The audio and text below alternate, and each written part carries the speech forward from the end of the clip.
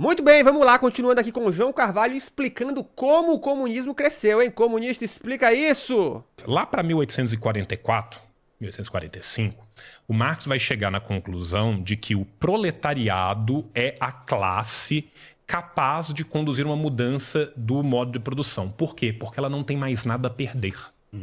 Absolutamente tudo já foi tirado dela. Tanto que vem aquela frase clássica do final do manifesto. Você não tem nada a perder a não ser os seus grilhões. Né? Por quê? Porque ele já foi despido de tudo.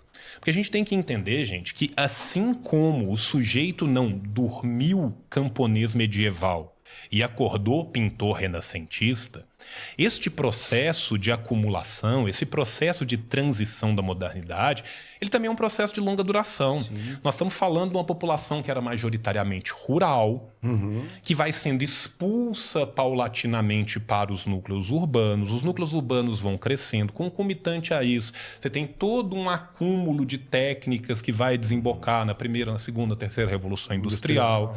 Sabe? Então, assim, isso é um processo histórico de longa duração. É uma gesta muito complexa. E isso vai e isso volta. O que a gente tem que romper muito com a ideia, né, principalmente do século XIX, é que a história caminha em linha reta. Isso vai e isso volta. Então, por exemplo, a gente teve um momento no começo do século XX, com a Revolução Russa e em posterior a Revolução da Mongólia, a Revolução, né, chinesa, onde você tinha um crescente revolucionário. Qual que foi a grande resposta do capitalismo a esse crescente revolucionário? O estado de bem-estar social. Sim. O estado de bem-estar social, ele não acontece porque um belo dia o empresário falou assim, esse cara tá vivendo mal, eu quero... Exatamente. A gente estuda isso em aula de economia, que se eu não me engano, o Ford saiu da cabeça desses caras a ideia de que, se a gente vender pra esse cara a ideia da casa própria, e que obviamente ele consiga comprar essa casa própria, esse cara vai se assentar por aqui, vai constituir família e vai ficando. Então, isso literalmente é uma reinvenção da ideia, né? Quero que ele viva bem, ele é tão bonito. Puxa, fiquei triste essa semana, 3 crianças morreram dentro das máquinas, né? Sabe? Puxa, não é por isso. Os caras criaram isso, por quê? Porque o Kisuko ferveu, a revolução estava acontecendo e os caras morriam de medo que essa revolução migrasse para os outros países. Então eles tinham que empurrar da mesa, não era mais uma migalha, tinha que cair pelo menos um croissant. Perpetuar e... Tinha que dar uma apaziguada. Só que, por exemplo, a gente teve esse estado de bem-estar social que foi uma exceção à regra do capitalismo. Aí o Bloco do Leste cai, aí a União Soviética cai. A China muito mais preocupada com seu crescimento interno do que com qualquer internacionalismo proletário, né? Principalmente depois do Mao. Durante o período do Mao, a China ainda era muito internacionalista, do Deng em diante, menos. Muito mais preocupada, a partir do Reforma da Abertura, com a sua própria questão interna.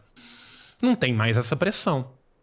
Quando não tem mais essa pressão, o que a gente vê? A gente vê voltar uma política de exploração maior do trabalho.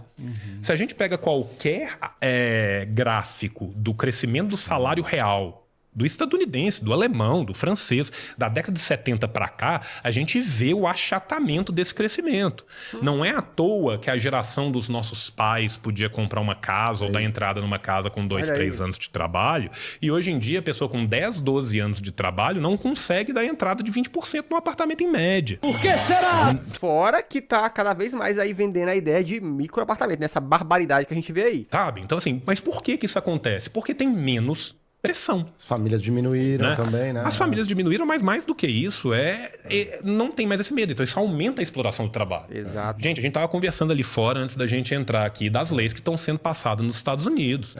Estados Unidos é o hegemon do capitalismo mundial e você tem vários estados nos Estados Unidos aprovando lei de trabalho infantil. Trabalho infantil. É verdade. Isso E não é aí- jovem aprendiz que vai lá ter um trabalho administrativo, é dentro da fábrica mesmo. Às vezes a fábrica não é metalúrgica, é indústria química. Em turno noturno. Putz, isso eu não Isso, sabia. Aprovou em turno noturno. Porra, e a insalubridade, aquela coisa toda que a gente já sabe, né? E isso não é narrativa, não. Isso realmente são os números que dizem. Nessas recentes pesquisas, é uma tendência mundial só no Brasil. Não é só no Brasil. O aumento da desigualdade, se você analisar os últimos números nos Estados Unidos, cara, a distância de quem está no pico da pirâmide da base, cada vez mais vai aumentando, porque os salários dos trabalhadores estão sendo achatados. Exato. Eu até vi uma pesquisa recente que mostrava isso, que eles foram fazer uma análise pra ver como estava esse distanciamento entre o mais rico e o mais pobre. E eles ficaram surpresos porque o rico estava ainda mais rico do que eles imaginavam e o pobre, obviamente, ainda mais pobre do que eles imaginavam. E os dos CEOs estão cada vez maiores, cada vez mais assim, abismalmente E tem gente que maiores. coloca CEO junto na classe dos trabalhadores, né? Exatamente. Cada um conta a sua narrativa, né? Bom, mas ele é um trabalhador também, se for ver, que ganha muito bem. Mas ele não detém os meios de produção, tô errado? Não, é aquela coisa, mano, né? mas, assim, porra, pega o bônus num cara desse. É que ele influencia, né? Pelo amor de Deus. Ele vira um rentista É depois. isso que acontece, né? Ele vai virar um rentista, né? Porque aí, assim, chega um momento em que você ultrapassa a linha, né? Você tem uma linha da plutocracia do proletariado e essa linha é ultrapassada. Né? Então, assim, beleza. Dentro do proletariado, você sempre teve a plutocracia do proletariado, aqueles que ganhavam mais dentro do proletariado. Então, por exemplo, mesmo dentro de uma fábrica, você vão ter aquelas funções de gerência, ou algumas funções que são mais especializadas, onde eles ganhavam salários muito maiores. Isso já, assim, século XIX. Né? Dentro das fábricas ali da segunda revolução industrial, você tinha certas funções que pagavam, às vezes, até 10 vezes o que outras funções pagavam. Esse cara acaba se tornando aquilo que vai ser chamado de um plutocrata. Né? O Pluto, no sentido de dinheiro, né, grego, né, que vai ser o cara que tem muita grana, mas que é trabalhador. Então, o que significa? Significa que dentro do trabalhador, a nossa diferença para quem está hoje morando na rua, ela é horas, dias, semanas, meses, ou se for muito pica, ano. Você entendeu o que ele tá falando? Ele tá falando aqui, por mais que você ganhe uma grana, mais que você ganhe um puta salário, a sua distância pro mendigo é só tempo, porque é quanto tempo você consegue segurar o seu padrão de vida se você perder o seu emprego hoje. Essa é uma conta seríssima a ser feita. Eu paro de trabalhar, eu paro de receber o meu salário, eu talvez dure um mês e meio, 2 meses. Vai ter gente que não dura até a noite. E vai ter o cara que ganha muita grana, que consegue passar um ano antes de aquilo acabar. Ou geração, né, velho? Hoje em dia. Só que esse cara que passa uma geração, esse cara já rompeu essa linha. Esse que é o meu ponto aqui. Por quê? Porque esse cara já não tá vivendo mais do seu trabalho. Exato. Esse cara tá vivendo dos seus debentures. Esse cara está vivendo do seu rentismo, ou da sua renda fundiária, ou da sua renda mobiliária, não importa, mas é um outro passo além. Quando esse passo é dado, se cruzou a fronteira de classe. Agora, qual que é o problema? É que essa é a exceção que prova a regra. Né?